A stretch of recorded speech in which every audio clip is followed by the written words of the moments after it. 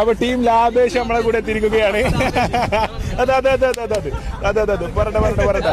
അപ്പൊ നാട്ടിന്ന് വന്ന്